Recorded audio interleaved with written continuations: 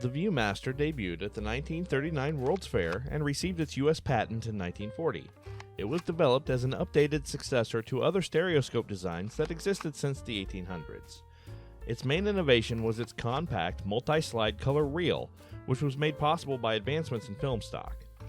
Whole families use Viewmasters for story time or to get a three-dimensional peek at unique sites all over the world. In 1966, the original producer, Sawyer's Inc., was acquired by GAF Corporation, and the subjects selected for the reels started to favor a younger audience with an increase of cartoons, TV shows, and movie tie-ins. This change in marketing strategy boosted sales for a time, but also relegated this innovative 3D viewer as nothing more than a toy. Although unique variations were introduced, such as talking Viewmasters and various projectors, by the late 70s and early 80s, sales were declining. There was so much more new media vying for children's attention, be it other viewer toys, home video games, cable television, or the rise of the home video market, that the Viewmaster fell out of prominence. Thankfully, they haven't completely disappeared.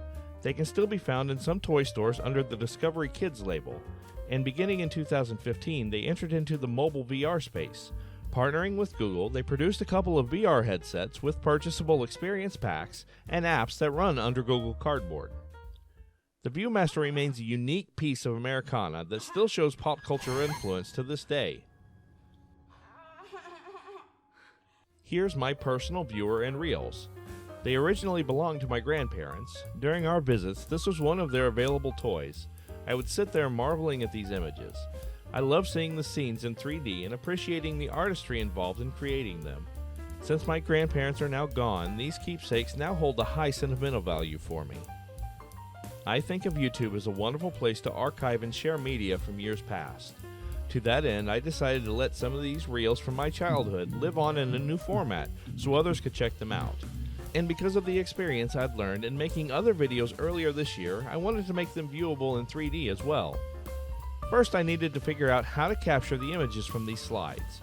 A while back, I had mentioned that maybe one day I'd have a chance to properly scan these slides. See? Well, I don't have a slide scanner, so I needed to develop some way using the equipment I have available. I discovered that you can get a pretty good result by simply pointing a camera through the viewer lens, but scaling this up to archive every scene on multiple reels would present a bevy of issues. Every pair of captured images would need to be manually adjusted and aligned to minimize differences in lighting, scale, perspective, or rotation. Otherwise, the stereographic effect would be impaired. That's a bit too complicated an endeavor at my skill level, considering my previous small-scale results were subpar. If I could capture a high-resolution image of the entire reel, that could really simplify this workflow.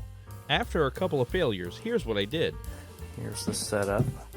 Just have a ring light shooting down on plain white paper with the elevated reel. Okay, camera's on a tripod above that, feeding out to a TV monitor so that I can get my proper focus in, and a remote shutter. Next, I took all of the photos of the reels and cropped and aligned them equally. Now the real challenge will be in the video editor. I wasn't sure how to do it at first, but as I thought about it, the solution became clear. In the editor, I created a sort of digital recreation of the Viewmaster's internal mechanism. Using this as the base, I composited the two proper images and text window into one master shot. This way, I was able to emulate the experience of using an original viewer as closely as I could. Using this as a template, I could essentially drag and drop in the actual reels to replace the placeholder. Then for each reel, I added music and narration and exported them out. These seem like pretty simple composite shots, but my computer took about an hour to render for every 30 seconds of finished footage.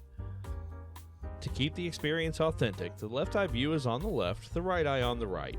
This will allow you to see the image in 3D through a VR viewer, such as Nintendo Labo VR, or the very apropos Viewmaster Deluxe VR viewer. I could render versions with the images swapped, which will allow you to use a cross-eyed viewing method to see them in 3D without a device. Let me know if that's something you'd like. And if you have issues seeing 3D images, here's an example of the perspective change from eye to eye. I'm thankful that I took on this challenge and am pleased by the final works. Although there are many ways in which my method just can't hold up to the original experience. Through a real Viewmaster, you can see seemingly unlimited photographic details. By shooting the whole reel in one frame, I've sacrificed a lot of those details.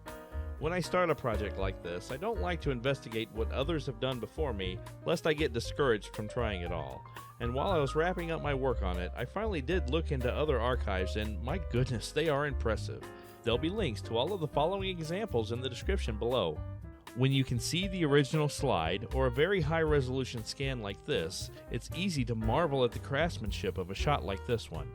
What you see is a real environment, real pool table, balls, cue stick. These are not an illustration, but a true physical space. This space happens to be shared with these illustrated characters. Most of that nuance is lost in my captures. Here's another example. Compare this scan to my capture and you can see the limits of my method. I've introduced unavoidable digital artifacts as well. Rotating a digital image will either produce artifacts like the seam in this frame or smearing of detail due to pixel interpolation. At any rate, it isn't like my personal collection is truly archive-worthy. I have slides with nicks and scratches. Some are very color-faded. And it seems like I overlooked cleaning some of these reels in preparation for being photographed. Plus, I can't be certain I always got the focus perfect. In the end, I only photographed about half of my reels, albeit the more interesting half. If there's enough community interest and support for this project, I could finish off my collection and reshoot some of these others to get better results. But anyway, please see this project for what it is.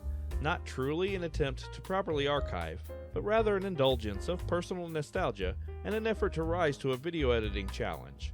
Doing this project was a bucket list item for me, and I'm glad to have found a way to accomplish it to the degree that I have. And with that, I'd like to thank you for letting me explain my passions. I have a feeling that these videos will not gain many views, and launching them all at once will probably hurt my channel in the suggestion algorithm. If you are able to look at one or two of them, that would be greatly appreciated, but at the very least, I'd like to thank you for watching my behind-the-scenes process.